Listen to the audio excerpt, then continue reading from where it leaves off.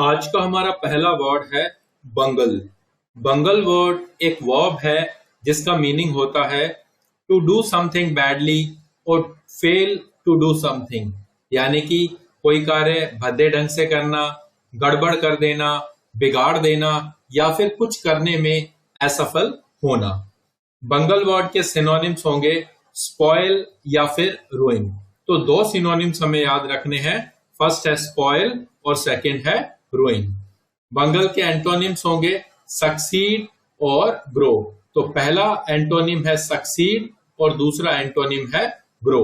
बंगल word verb है तो इसका इस्तेमाल हम सेंटेंस में वर्ब के तौर पे ही करेंगे। तो हमारा सेंटेंस होगा I think they will bungle the computer software. मुझे लगता है कि वे कंप्यूटर सॉफ्टवेयर को खराब कर देंगे। हमें मालूम है कि विल मॉडल वर्ब है और मॉडल वर्ब के बाद क्या इस्तेमाल होता है, वर्ब की फर्स्ट फॉर्म। तो इससे ये साबित हो गया कि बंगल क्या है, वर्ब है। तो हमने देखा कि बंगल जो है एक वर्ब है जिसका मीनिंग होता है कोई कार्य भद्दे ढंग से करना, गड़बड़ कर देना, बिगाड़ देना या कुछ करने में असफल होना। और इसके सिनोनिम्स होंगे स्पॉइल और दूसरा है रूइन। और इसके एंटोनिम्स होंगे एक है सक्सीड और दूसरा है ग्रो। और हम कह सकते हैं I think they will bungle, I think they will spoil या फिर I think they will ruin the computer software. Hello friends, स्वागत है आपका आपके अपने चैनल सूरज सिंह ऑफिशियल में। और मैं सूरज सिंह आपके लिए लेकर आया हूं डेली वोकैब डे 6। डेली की तरह आपके साथ मैं 5 वर्ड्स शेयर करूंगा जिनके Hindi meaning, English meaning, antonym, synonyms और इसके साथ उसका सेंटेंस में प्रयोग भी हम करेंगे। तो ज्यादा समय ना लेते हुए चलते हैं हमारे आगे के वीडियो की तरफ। आज का हमारा सेकंड वर्ड है कंपल्शन। कंपल्शन वर्ड नाउन है और ये हमें कहां से पता लगेगा कि जिस भी वर्ड के लास्ट में TION या फिर SION आए वो फर्स्ट कंडीशन में क्या होगा, नाउन होगा। तो कंपल्शन क्या है, नाउन है। कंपल्शन का मीनिंग होता है the act of forcing somebody to do something और being forced to do something, यानी कि किसी बात के लिए स्वयं या किसी को बाध्य करने की या बाध्य होने की क्रिया, विवशता या फिर दबाव। सिंपल भाषा में हम कह सकते हैं मजबूरी, विवशता या फिर दबाव। कंपल्शन के सिनोनिम्स होंगे एक है कोअर्शन और दूसरा है इनग्रोसमेंट। तो दो सिनोनिम याद रखने हैं, फर्स्ट है कोअर्शन और दूसरा है इनग्रोसमेंट। और इसके एंटोनिम्स होंगे एक है फ्रीडम और दूसरा है लिबर्टी। तो दो सिनोनिम एंटोनिम्स हमें याद रखने हैं, एक है फ्रीडम और दूसरा है लिबर्टी। और हमारा सेंटेंस होगा you are under no compulsion to pay immediately. आप तुरंत भुगतान करने के लिए बाध्य नहीं है। तो हमने देखा कि कंपल्शन एक नाउन है जिसका मीनिंग होता है विवशता, दबाव या फिर मजबूरी। और इसके दो सिनोनिम है, पहला है कोअर्शन और दूसरा है इनग्रोसमेंट। और इसके एंटोनिम्स होंगे एक है फ्रीडम और दूसरा है लिबर्टी। तो हम कह सकते हैं you are under no compulsion, you are under no coercion या फिर you are under no engrossment to pay immediately. तो आइए चलते हैं हमारे थर्ड वर्ड की ओर। आज का हमारा थर्ड वर्ड है टैकल।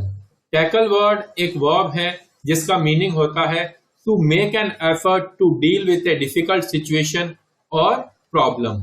कठिन स्थिति या समस्या का हल निकालने का प्रयास करना या फिर उसका सामना करना भी हम कह सकते हैं। टैकल वर्ड के सिनोनिम्स होंगे अटेम्प्ट और अंडरटेक। तो दो सिनोनिम हमें याद रखने हैं, पहला है अटेम्प्ट और दूसरा है अंडरटेक। और इसके एंटोनिम्स होंगे फर्स्ट है अवॉइड और दूसरा है डॉज। अवॉइड और दूसरा है डॉज। और डॉज का एक और मतलब होता है चकमा देना। डॉज का मतलब होता है चकमा देना। टैकल वर्ब है तो इसका सेंटेंस में इस्तेमाल हम वर्ब के तौर पे ही करेंगे। तो हमारा सेंटेंस होगा it depends on how you tackle the problem. यह इस बात पर निर्भर करता है कि आप समस्या से कैसे निपटते हैं। हमने देखा कि ये जो टैकल वर्ड है ये एक वर्ब है जिसका मीनिंग होता है प्रयास करना, या कठिन स्थिति या समस्या का हल निकालने का प्रयास करना। तो इसके दो सिनोनिम है, पहला है अटेम्प्ट और दूसरा है अंडरटेक, और इसके एंटोनिम्स है अवॉइड और दूसरा है डॉज। डॉज का मीनिंग होता है चकमा देना। और हमारा सेंटेंस होगा, it depends on how you tackle, on how you attempt या how you undertake the problem. तो चलते हैं हमारे फोर्थ वर्ड की ओर। आज का हमारा फोर्थ वर्ड है एक्सासर्बेट। एक्सासर्बेट एक वर्ब है जिसका मीनिंग होता है to make something worse, especially a disease or problem, यानी कि बिगाड़ देना, विशेषतः कोई रोग या समस्या को।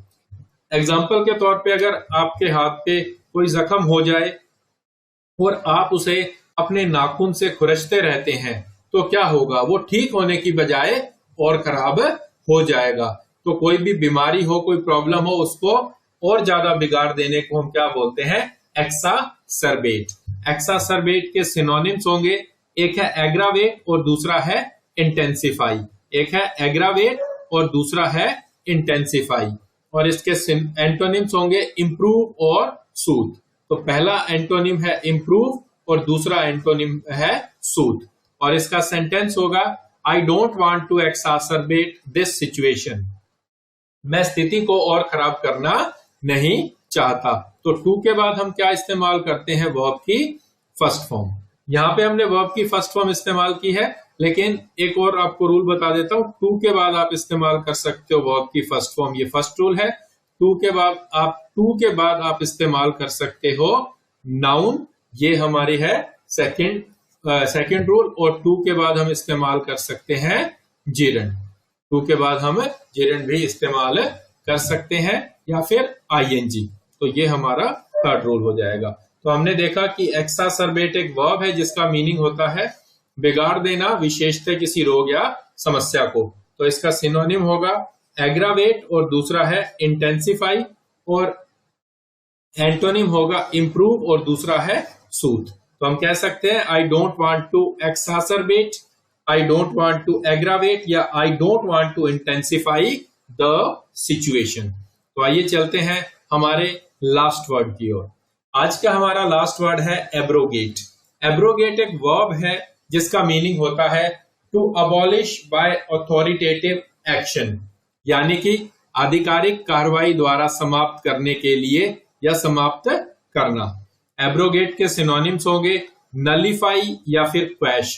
तो दो सिनोनिम हमें याद रखनी है, एक है नलिफाई और दूसरा है क्वैश।